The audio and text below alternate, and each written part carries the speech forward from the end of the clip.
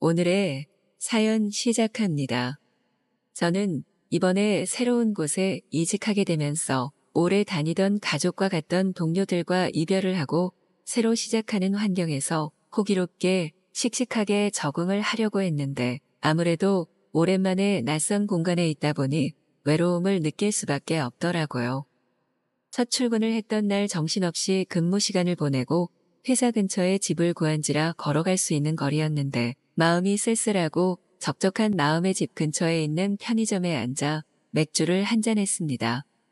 그전에는 친했던 회사 동료들이랑 회식도 자주 하고 맛있는 것도 먹으러 가곤 했었는데 지금은 차가운 분위기의 회사 안에서 아직까지는 사람들과 친해질 여유가 없더라고요.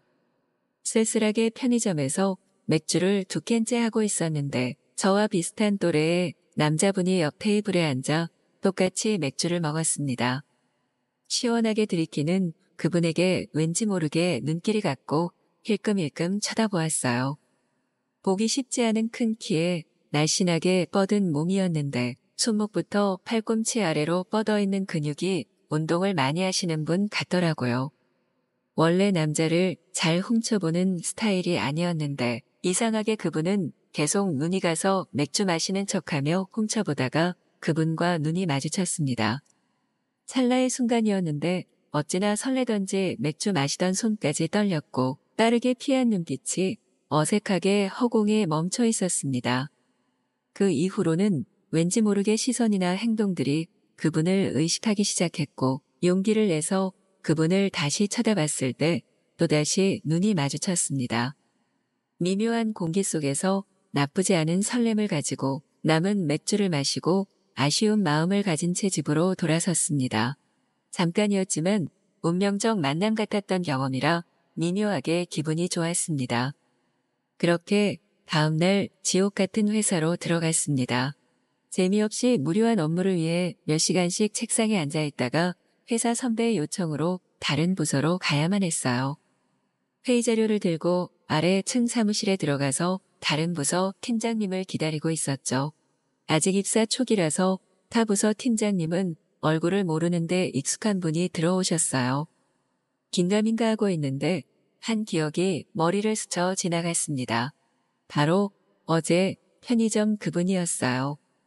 서로 알아본 듯하지만 같은 회사 관계였기 때문에 굳이 아는 척은 하지 않았습니다. 어제 저녁에 미묘했던 분위기와 오고 갔던 눈빛, 그 당시의 설렘이 다시 찾아왔고 저도 모르게 그분을 마주하고 얼굴이 상기되기 시작했습니다.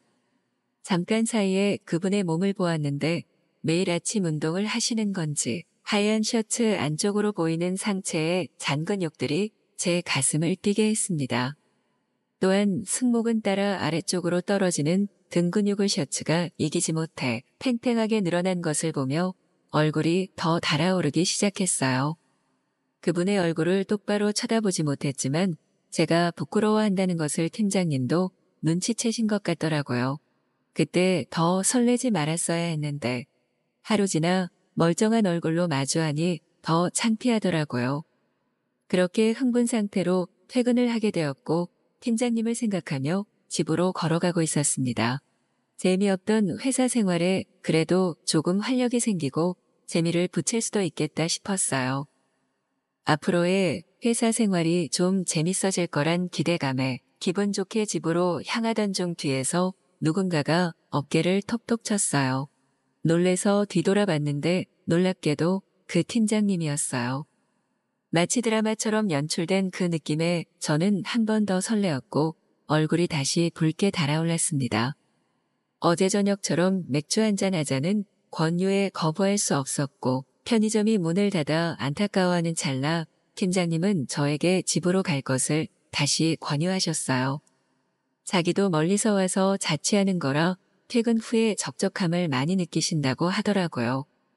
이젠 그분의 출처도 명확하고 회사에서 본 분이라 무슨 큰일이 나겠나 싶어 팀장님의 집으로 마트에서 맥주를 사서 들어갔습니다. 깔끔하게 정돈된 집에 쓰레기 하나 보이지 않았어요.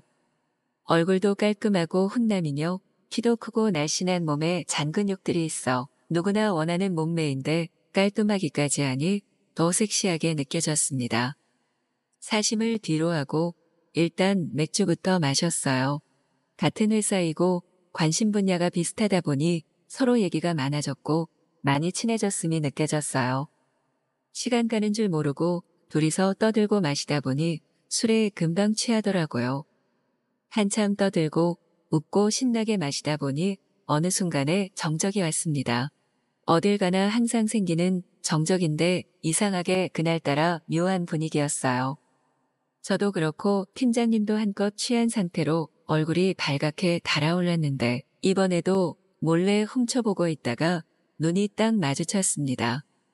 부끄러운 아이 컨택을 하다가 너무 몸 둘 바를 모르겠어서 다시 눈을 돌렸는데 찰나에 저에게 입맞춤을 하셨습니다.